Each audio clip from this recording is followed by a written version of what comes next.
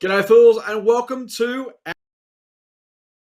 that's right, one of our Motley Fool YouTube series where we dive in this case, into the favorite books that I haven't given you one of mine yet, but I say our in the general sense because I have the crack Motley Fool analyst team join me every single week with one of their favorite books. Today's analyst is Benny O. G'day, Benny. How are you?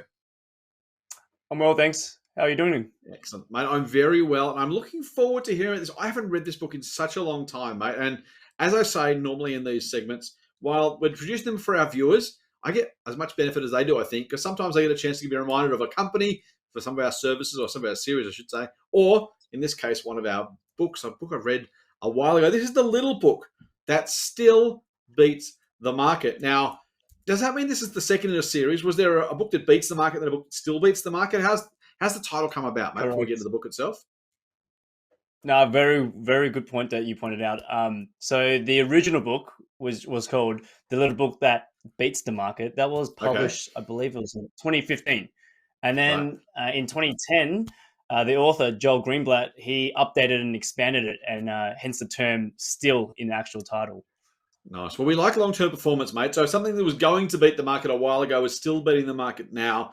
That's a pretty good starting point. You mentioned Joel Greenblatt. He's probably one of the least known, hyper-successful investors in the world, at least for many Australians. I certainly heard of him. You've certainly heard of him. Many of our viewers won't have, though. Maybe we'll start there. Who is Joel Greenblatt?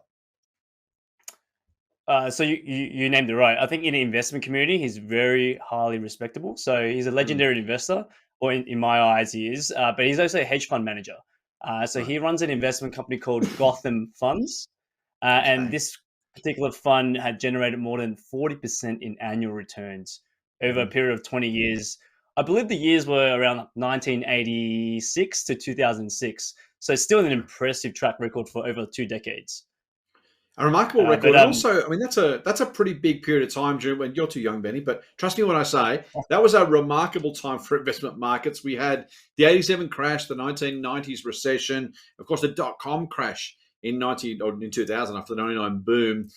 If you can deliver a pretty good performance over that 20-year period, you can't say, well, I just got lucky or I just got a single trend or I was in the right place at the right time. You had to duck and weave a little bit, or at least maybe he didn't have to do any of that, but had to have an investment strategy that actually got him through those things over 20 years.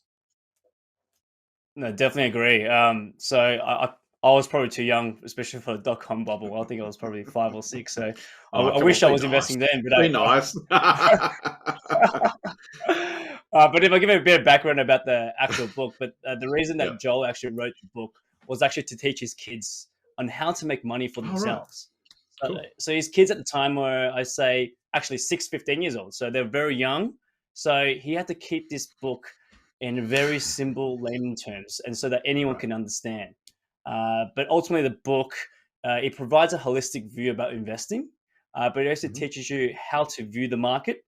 And he mentions things like Mr. Market. I think that's coined from Ben Graham that he mentioned a lot. But he teaches about the income statement, and he also provides a step-by-step process of what he calls the magic formula. And this is a formula that finds good companies at bargain prices. And we could talk to you more about it, but ultimately it's beating the market over the long term. Nice. It's can I say I love the simplicity of the magic formula. I know the one you're talking about. I don't love the fact you call it the magic formula, though, can I say? Because it almost has that kind of otherworldly quality where, you're taught in investing to be a little bit skeptical, a little bit cynical of people trying to sell you magic formulas or black box solutions. And yet here comes Greenblatt, who's been there and done that, should know better, hopefully, maybe not. Maybe the market has got in his ear, I'm not sure. But he comes out with the magic formula and you kind of go, oh, really, Joel? Like, of all the things you could have called it. But it's a very simple formula, mate. We won't go into super amounts of detail because obviously our viewers can read the book. Not that we care if they do or don't read the book. Nothing in it for us. We're just trying to share some knowledge. But it has 2 components, mate, really roughly. And I'm going to say they were the price-earnings ratio and return on equity. But are they exactly right or have I got it wrong there? So it's the inverse of that. So it's the earnings yield and the returns on capital. But I'm happy to go in detail if you like, Scott. Let's do a really top level one just to give our viewers a bit of a taster. We won't be able to do it enough. Whenever you talk about ratios on video, not great viewing, but we'll do our best just to touch on those 2 topics, why he used them and how he puts them together. Sure. So I'll probably start with earnings yield. So Hmm. this is a metric that he says that tells you how much a business earns relative to the purchase price of the business. And Right. to figure this out, very layman terms and very high level, he gets the ratio of the company's operating earnings and he Hmm. divides this by the enterprise value. Or you can Right. similarly do it with the inverse of the price to earnings ratio. But the bottom line here is he's choosing companies with higher earnings yield because that Hmm. will allow him to pay for bargain prices when he actually buys shares in businesses. I like it. Secondly, you mentioned returns on capital. Some Hmm. might know it as ROC for the acronym, Hmm. but this metric tells you how much the company turns its investments into actual profits. So I like to see it. I like to say it's measuring the quality of the business. Hmm. And the bottom line here is actually, actually, to figure this out, you're actually dividing the operating earnings by the Hmm. total value of the fixed assets plus the net working capital. Nice. Um, and so, according to Joel, anything above 25% for return on capital is considered solid. But Right. the bottom line here is ultimately choosing a high return on capital. And these businesses that can generate this high return on capital can invest its own money or profits at high rates of return over the long term. Makes sense. So on one hand, let's go back to those for a second. I'll try and say back to you what I think you said, and we'll see where we end up in the middle.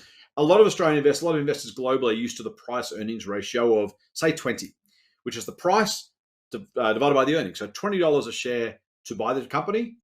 If it's doing $1 a year of profit, 20 divided by 1 is 20, a PE of 20. Greenblatt simply flicks that upside down and says, let's take the dollar of profit divided by the price, run the price divided by the profit, and instead of getting 20, you get 0.05 or 5%. And so the Mm. higher the earnings yield, the more you're getting for your price. Or in the other words, if we turn it back around, it would be a lower PE. So he's looking for cheaper companies. On the return on capital side, he's saying, well, okay, if I could put $100 into a business to run this business, if I had to fund it from scratch, if I went and took over Apple tomorrow, Apple, and they said, look, okay, well, but to restart Apple from scratch, you're going to have to give me, I'm going to make some numbers, $100 million in capital because I can hire some people, put the buildings together, all the stuff I've got to do. And if you can deliver me $25 million a year in profit from that $100 million, that's a 25% return on the capital you put in the business. And by definition, again, if I'm putting in $100 million, I want the highest possible profit back. So that's a higher, as you say, return on capital. Have I done a decent job of kind of reporting back to you what you've just told me? Exceptional job. That was well articulated. There you go. Look, so that's and I love that. So he's looking for, and I don't want to oversimplify it, but he keeps it pretty simple. He wants to buy quality companies, return on capital, high quality companies for the cheapest price possible. So it makes sense, right? Who wouldn't want to do that? If you said to me, I got a really, really, really great business, I'll give it to you for a cheap price. I'm like, of course, why would I not want that? Sometimes you'd say, well, duh, Fred, to use the expression that my kids used to use, duh, Fred, of course you would, except the market doesn't always do that. And that's kind of his point, right? It's like, at one level, this should be really simple. And as you say, simple enough to explain to kids. On the other hand, he's beaten the market by kind of just doing almost exactly that, which is a reminder the market doesn't always get it right. No, well said. I think he provides a very simple and I guess plain English to explain all these mechanisms and metrics and variables. And those two variables that we just mentioned, he actually combines them into his what he called magic formula. So by Right. combining these two metrics together, his goal, like you said, is to buy above average companies, but at Mm-hmm. below average prices. And in the Nice. book, he actually goes through a step by step process. From a very high level, he starts Mm. with a list of the largest companies available for trading on the stock exchange. And Okay. let's just say there's 3,500 companies on the exchange. And so his formula, he does two columns. First column is for return on capital.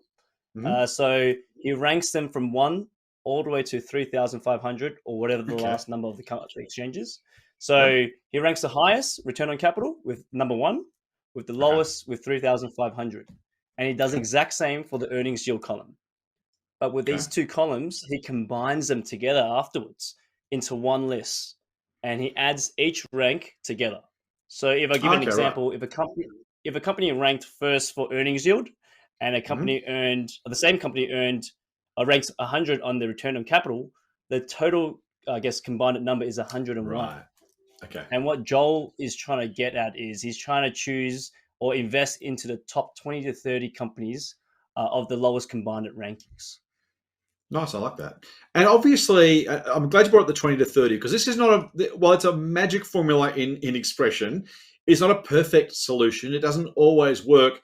And it's not going to work for every company for a whole lot of reasons, right? There's going to be cases where businesses are cheap because they're about to go broke, or they got a high return on capital because they had a really good year, or really low profit for some reason that over time will maybe not hold true.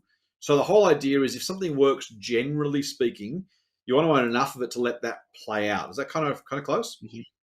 Yeah, no, well said. Because I think this is a very key message in his book. He says that the magic formula doesn't always work, but it does work well over the long term. So he did Right. give some statistics in the book about showing the magic formula only working one of every 4 years. Or I think Wow. Okay. actually he mentioned one of every 4 years actually underperforms the market. Right. So Okay. Yeah. you won't always get several years to work in a row. And then he Yeah. goes to explain that most investors won't or can't actually stick with the strategy if it hasn't worked for several years in a row. Yeah. So the key message here, I think, from Joel to his readers is that Mm, the magic formula does work, but you have to have a long-term mindset. So mm, the real mm. challenge here is actually getting to the long-term time horizon.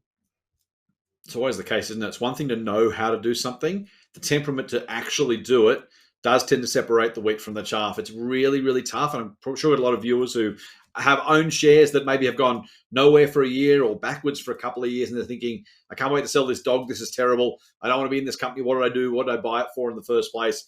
You can't, back to Ben Graham, mate, and Warren Buffett, you can't let the market tell you what to think. You can let the market be your servant. You should, but you shouldn't let the market be your master. In other words, just because something doesn't work for a period of time, as you say, and we've certainly been there. We've got a whole lot of different services, the Motley Fool, and some of them work some years, some of them don't work other years. We actually don't Mm. track our returns on a yearly basis. Some might be surprised to know because it's just too short a time frame. We want to create value over the long term, and focusing on short periods of time, days, weeks, months, even a year, just simply is likely to kind of misdirect you rather than actually help, right? No, I definitely agree. I think, like you said, a lot of our services, we have a long term mindset. So we tell all Mm, our members the market will go up and down. There's a lot of volatility, but we have this mindset of just thinking about long term. And if you look mm, back, I mm. think you've made a post recently about the Vanguard index chart. You've invested $10,000 in 1990, I believe, and you've Mm-hmm. up until today, you get $160,000. So that's that Yeah. compounding that's working. So it's exactly All what you had to Joel do was brings stay the up. course. Yeah, Yeah, exactly. Now, exactly. mate, we don't use the magic formula in our investing necessarily, but we do kind of like the concept. So maybe some people will love to buy the book and use the magic formula. I don't know that it's been back tested in Australia, but conceptually, you and I agree that it makes sense that a strategy that said I'm going to buy quality cheaply should work more often than not, at least over the long term. So we're kind of aligned there. Is that kind of how you think about it from your investing and for the services you work on for the Fool? Just that idea of taking into account the value and the quality, or the price and the quality, I suppose. That's kind of always what we're looking for, right? We're trying to buy good stuff cheaper than we think it's worth, and hopefully benefiting on the upside. Well said, Scott. So we don't actually use the magic formula, and we actually take, I guess, I take parts of what the learnings from these books are, and Mm, you get a mm, lot of these fundamental understanding of how the market works and these key metrics works. And like you yeah. said, we're looking for these growth companies, but we don't obviously don't want to pay too much for these growth companies, but we actually want to buy them at a bargain price as well. You might Mm, not always mm, get the case. Like currently, we've got low interest rates, which is obviously yeah. driving valuations up, but there's always opportunities out there, and we always take these kind of learnings from these books, Mm. from our colleagues, from our teams, and we just use that in our financial analysis to get that kind of recommendation out to you guys. Yeah, I love it, Benny. It's a really, I think that's some. I'm not sure what our viewers will take from the book. Read the book. Please buy the book. Read the book. It's good. It's worth it. Benny recommends it. I recommend it. Take Benny's word for it, not mine. But we both like the book.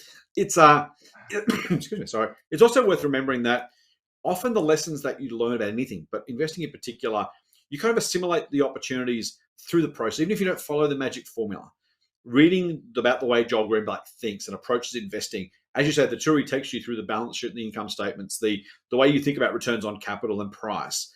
Those are some of the foundational, fundamental components of really good investing, right? So whether you Mhm. want to follow the magic formula or not, whether you like that approach or not, just learning more about these really important nuggets of investing. We talk about Ben Graham, we talk about Warren Buffett. You don't follow any or all of them necessarily. In fact, some are even we're not exactly contradictory, but there are different things that each man and plenty of other investors besides would highlight and emphasize. But if you can learn a little bit from each of them, you become a much better investor in the process. Fair to say? Fair to say. Well said. Beautiful. Benny, thank you for bringing this book to me. I think I say it almost every week, but this is one I really have to go and reread because Greenblatt is a master. The magic formula is deceptively simple, and the lessons it contains are really, really foundational, as I said, mate. So thank you very much for bringing us the book. On behalf of Benny and myself and all of us at the Motley Fool, thank you for watching. And until next time, Fool on.